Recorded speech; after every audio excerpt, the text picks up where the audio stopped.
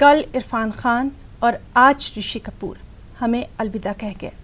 नाज़रीन, आपको बताएं कि ऋषि कपूर की आखिरी रसूमात की अदायगी अब से कुछ ही देर बाद होनी है। मुंबई के मरीन लाइन्स शमशान घाट पर ऋषि कपूर की आखिरी रसूमात की अदायगी की जाएगी। फिलहाल ऋषि कपूर के जिस्तिखाक सैफ अली खान, करीना कपूर और अभिषेक बच्चन और कई अदाकार आखिरी रसूमात में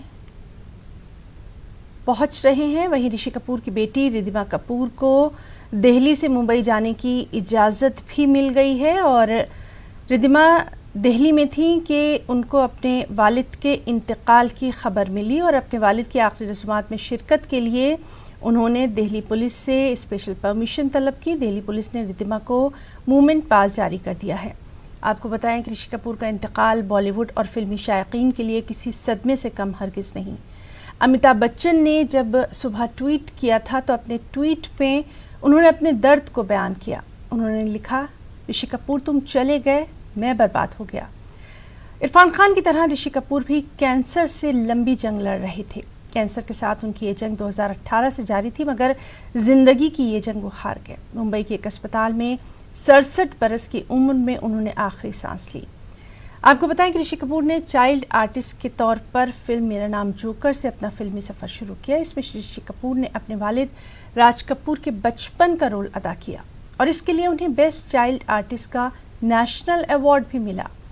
फिल्म बॉबी से ऋषि कपूर ने बतौर हीरो अपने फिल्मी करियर की शुरुआत की। ऋषि कपूर और डिम्पल कपाड़िया की फिल्म बॉबी रोमानी फिल्म थी। ये फिल्म ज़बरदस्त हिट रही और बस इसी के बाद ऋषि कपूर चॉकलेट हीरो के तौर पर मशहूर हो गए और फिर उन्होंने कभी पीछे मुड़कर नहीं देखा। नीतू सिंह और ऋषि कपूर की जोड़ी पर्दे पर बेहद हिट रही। दोनों की प्यार भरी शरारतें, दोस्ती और फिर यही दोस्ती शादी में बदल गई। ऋषि कपूर ने कई अवार्ड अपने नाम किए। 2008 में उन्हें लाइफ टाइम अचीवमेंट अवार्ड से भी नवाजा गया। ऋषि कपूर को उनकी कई फिल्मों के लिए हमेशा याद रखा जाएगा। फिल्मी दुनिया में सब उन्हें चिंटू कहते हैं। ऋषि कपूर अपनी बरजस्तगी के लिए बेहद मशहूर रहे हैं। सोशल मीडिया के जरिए भी वो अक्सर सुर्खियों में रहे हैं।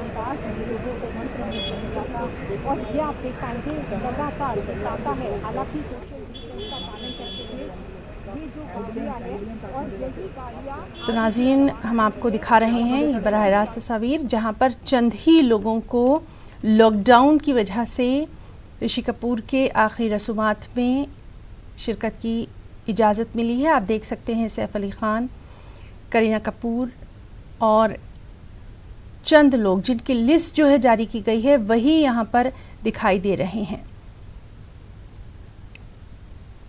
और जानकारी के मुताबिक जो ऋषि कपूर हैं उनको अस्पताल से उनका जिस्तिखाकी सीधे शमशान घाट की जानिब ले जाया जा रहा है। चंदनवाड़ी शमशान घाट में उनकी आखिरी रसूमात अदा की जाएंगी। मरीन लाइन्स के चंदनवाड़ी शमशान घाट पर ऋषि कपूर की आखिरी रसूमात अदा की जाएंगी और इसमें कुछ चुनिंदा लोगों को ही शिरकत की इजाज़त दी गई है। लॉकडाउन की वजह से सोशल डिस्टेंसिंग का भी पूरी तरह से पासो लिहाज रखा जा रहा है। अभी तक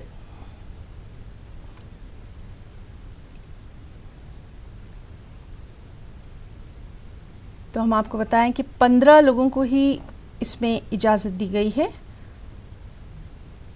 सैफ अली खान, करीना कपूर, आलिया भट्ट, अभिषेक बच्चन, इसकी जो लिस्ट जारी की गई है उसके हिसाब से ही ये तमाम लोग आखिरी रसूमात में शिरकत कर सकते हैं।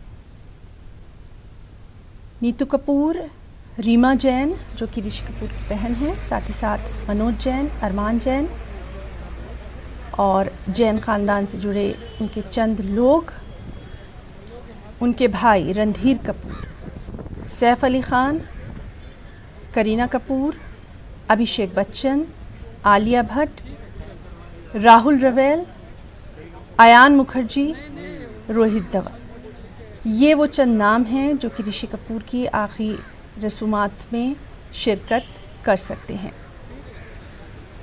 उनकी बेटी रिद्धिमा कपूर वो भी पहुंचने वाली हैं। दिल्ली से वो रवाना हो गई हैं। मरीन लाइन्स के चंदनवाड़ी शमशान घाट पर ऋषि कपूर की आखिरी रसूमात अदा की जाएंगी।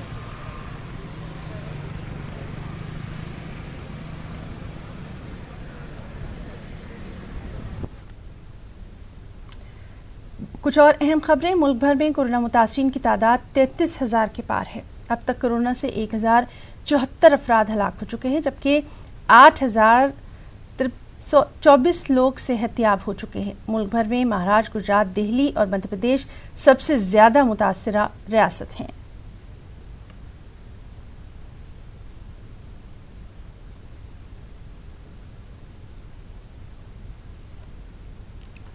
वहीं अहमदाबाद के कोविड अस्पताल से हैरान करने वाली तस्वीरें सामने आईं। कांग्रेस ने इल्ज़ाम लगाया कि मरीजों के रिश्तेदारों को मरीजों के साथ रहने के लिए मजबूर किया जा रहा है। तस्वीर में एक शख्स कोरोना अस्पताल की 4थी मंजिल के आइसोलेशन वार्ड की कहानी बयान कर रहा है।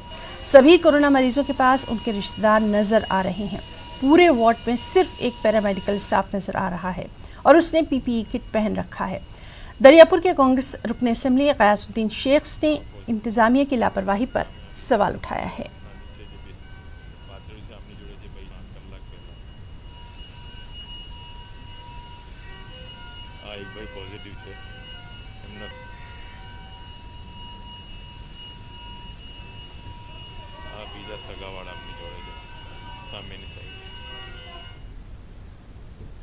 मोदी हुकूमत ने मुल्क के अलग अलग हिस्सों में फंसे लोगों के लिए बड़ा फैसला लिया। इस सिलसिले में मरकजी हुकूमत ने रियासतों को हिदायत जारी कर दी है कि वो अपने लोगों को वापस बुलाने के लिए नोडल ऑफिसर्स की तकर्री करें। इसके बाद सड़क के रास्ते आमदरफ्त की राह हमवार की जाएगी।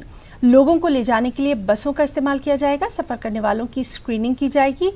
जिस शख्स में कोरोना की कोई अलामत नहीं पाई जाएगी उन्हें ही सफ़र करने की इजाज़त दी जाएगी। इस मौके का फ़ायदा उठाने वालों को आरोग्य सेतु ऐप डाउनलोड करने के लिए कहा जाएगा ताकि ऐप के जरिए वो अपनी सेहत पर नज़र रख सकें।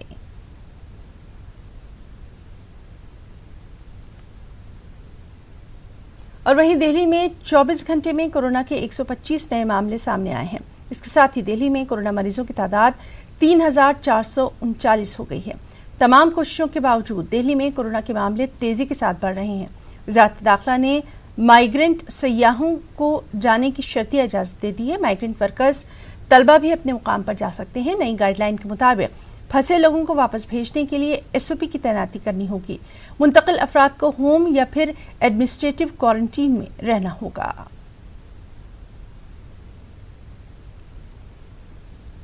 कोरोना की जांच के लिए बिहार के सभी 38 अजला में आज से डोर टू डोर स्क्रीनिंग होना है। स्क्रीनिंग का मकसद कोरोना की चेन को तोड़ना है।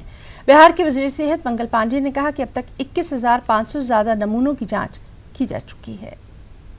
किसी भी दिन किट की कमी के कारण जांच बंद नहीं हुआ था, लेकिन रेगुलर सप्लाई आएगा इसमें थोड़ी समस्या दिखती थी, लेकिन अब वो सारी कठिनाइयां दूर हो चुकी हैं और पर्याप्त मात्रा में जो हमको RNA एक्सट्रैक्शन किट चाहिए या RT-PCR मशीन के लिए किट चाहिए, वो सारे किट्स पर्याप्त मात्रा में 6 केंद्र के लिए उपलब्ध है। अभी तक राज्य सरकार ने जो स्वास्थ्य विभाग ने सीधा मंगाया है वह 85,000 से अधिक PPE किट्स हमने मंगाया है। चूंकि पहचान होगी तभी हम उस चेन को तोड़ पाएंगे।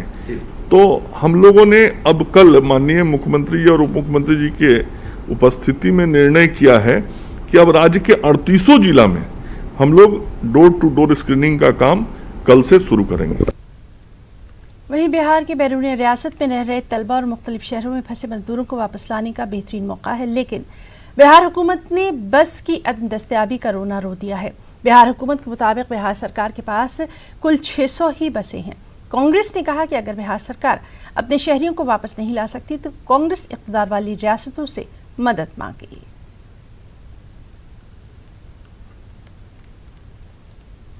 जो माननीय मुख्यमंत्री जी भी कहते हैं, मेरा मानना है कि सरकार को निश्चित रूप से जो छात्र और जो मजदूर फंसे हैं और जो आना चाहते हैं, निश्चित रूप से उनको आने के लिए जो भी संसाधन हो सकता है सरकार को मुहैया कराना चाहिए, क्योंकि ये समय ऐसा है जब हमारे ही बिहार के लड़के आज वहाँ परेशानी में हैं।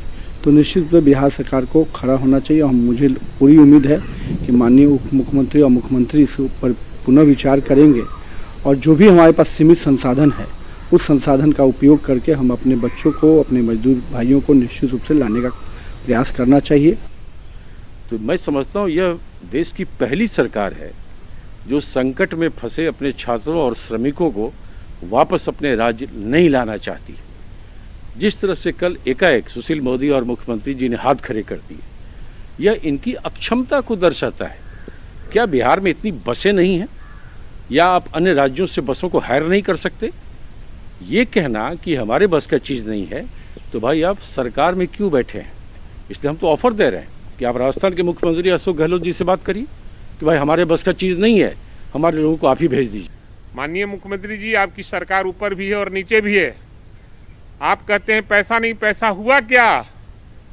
हम विधायकों से 50-50 लाख रुपया लिए, क्या जुगाड़ कर लिए सब जगह पैसा खाने का? क्या आप खर्चा कीजिए, उन लोगों को लाइए शीघ्रता शीघ्र, नहीं तो लॉकडाउन का हम लोग पालन नहीं करेंगे और आंदोलन करने का काम करेंगे, रोड पर उतरेंगे। लॉकडाउन की वजह से किसान और आम लोग बेहद परेशान हैं। दरअसल मंडियों में सब्जियों के दाम कम हो रहे हैं। गलियों तक आते आते सब्जी की कीमत 4 गुना हो जाती है। इन सब के बीच जोधपुर की गलियों में सब्जियों के दाम 4 से 5 गुना बढ़ गए हैं।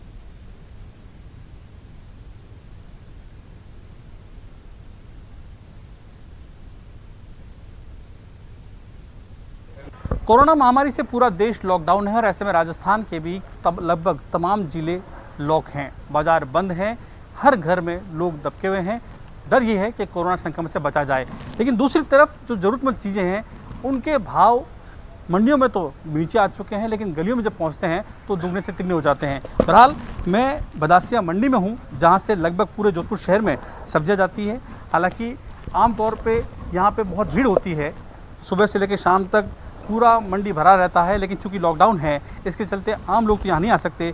यहाँ पे सिर्फ होलसेलर व्यापारी रहते हैं और जो खेतों से किसान आते हैं वो यहाँ पे रहते हैं। और आप देख सकते हैं तमाम लोग जो हैं अपने अपने काम में जुटे हैं। सुबह गाड़ियाँ आती हैं, गाड़ियों में सब्जी भरी जाती है और वो हर गलियों में जाके सप्लाई करते हैं।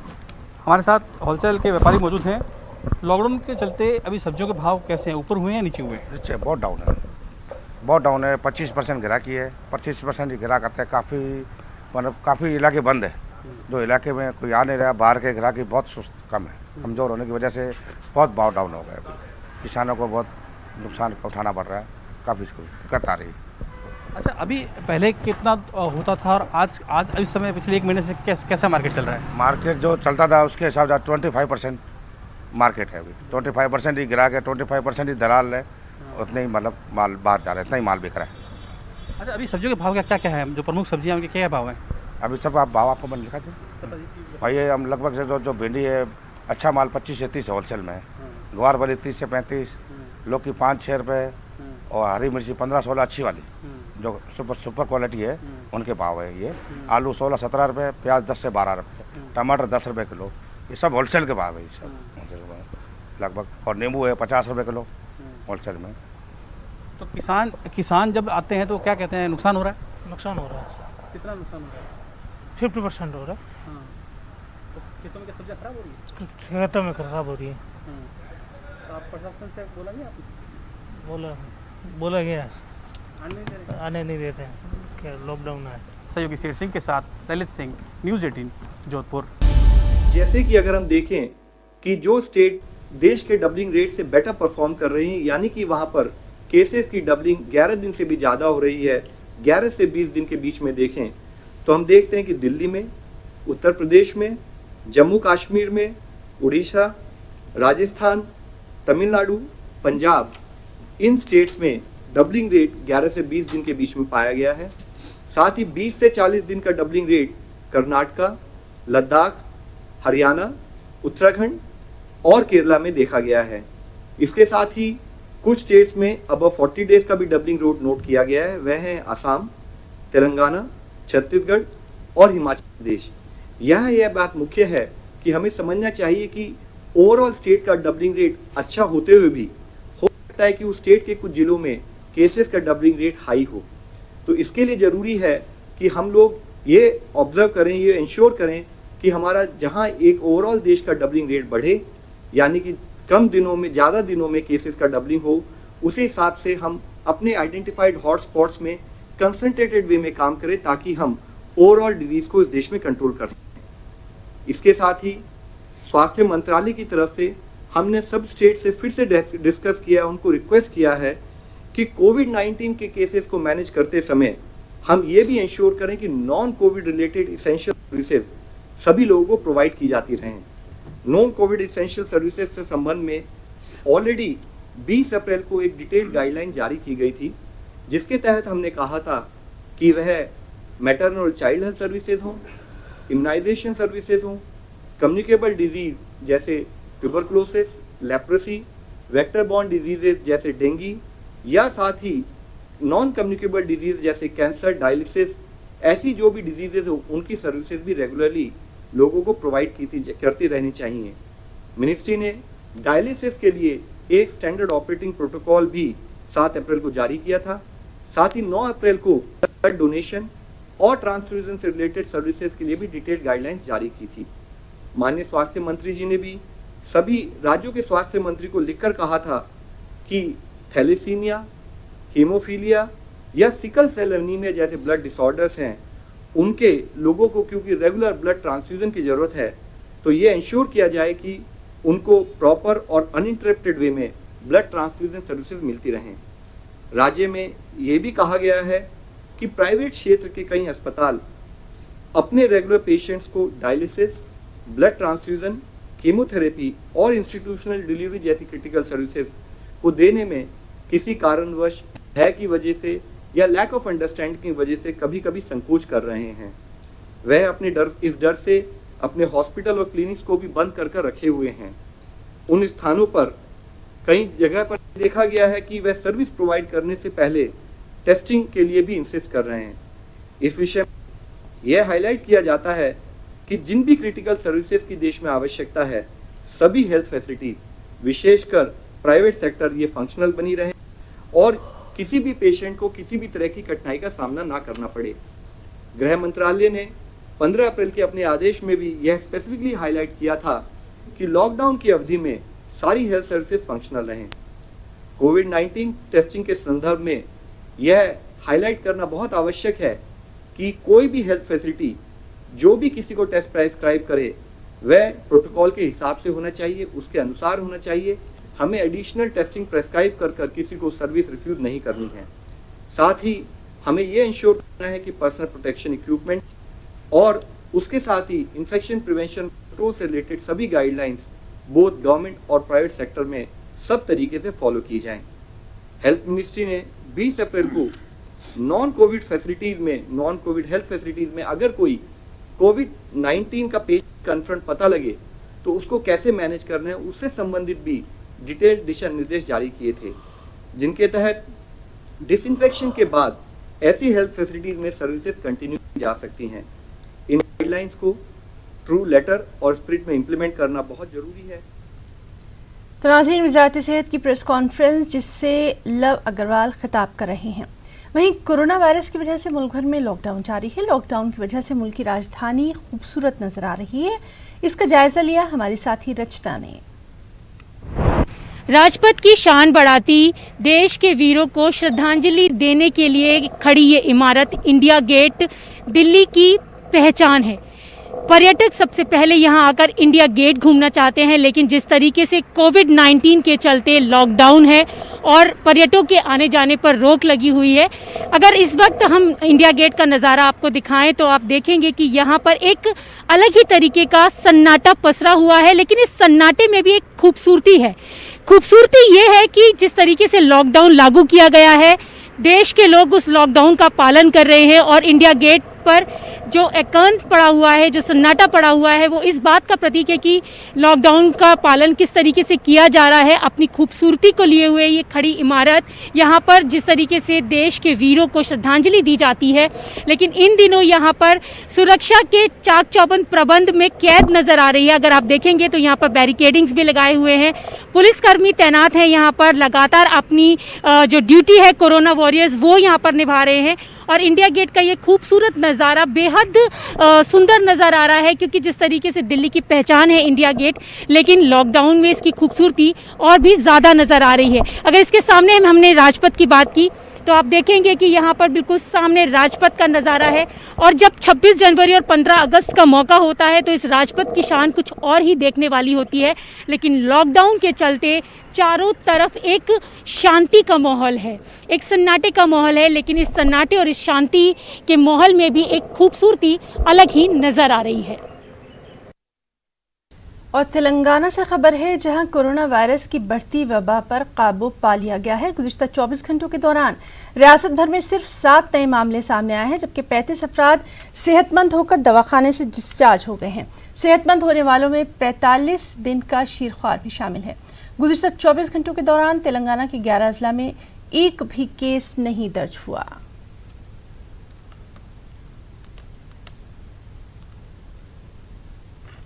शहर हैदराबाद में पुलिस की जानिब से अवाम पर लाठी के इस्तेमाल के बढ़ते वाक़यात के पेश नज़र तेलंगाना के वज़ीर दाखिला मोहम्मद महमूद अली ने शहर के 4 जोन्स के आला पुलिस अहदेदारान की मीटिंग तलब की। मोहम्मद महमूद अली ने उन्हें हिदायत दी कि अफसरान अपने मातहत अमले को तरबियत देते हुए इस बात को यकीनी बनाएं कि वो अवाम के साथ तशद्दुद ना करें, तेलंगाना पुलिस की फ्रेंडली पुलिस वाली छवि को मुतासिर होने ना दें। इसके अलावा लॉकडाउन के दौरान अवाम पर ज्यादती न करने की वज़ीर दाखिला ने पुलिस को खुसूसी हिदायत जारी की।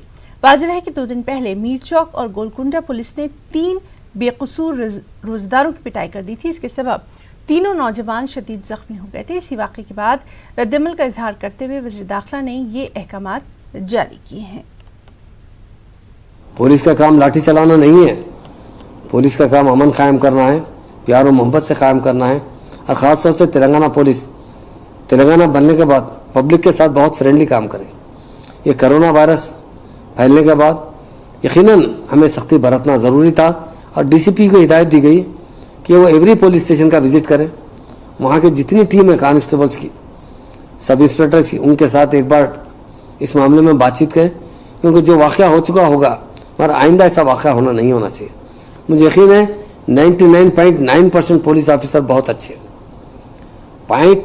0.1% कुछ गलती कर रहे हैं, तो यकीनन उनको भी हिदायत देती है पुलिस को, अहदेदारों की जानिब से, मेरी जानिब से, कमिश्नर साहब की जानिब से, कि वो भी लोगों से अच्छा बर्ताव करें। और इंशाल्लाह मुझे उम्मीद है कि आज के बाद ऐसे वाक़यात नहीं होंगे। इसकी रोकथाम के लिए बहुत सख्ती से हिदायत दी गई है और आवाम से भी मेरी अपील है पुलिस के साथ कोऑपरेट करें। खबरों में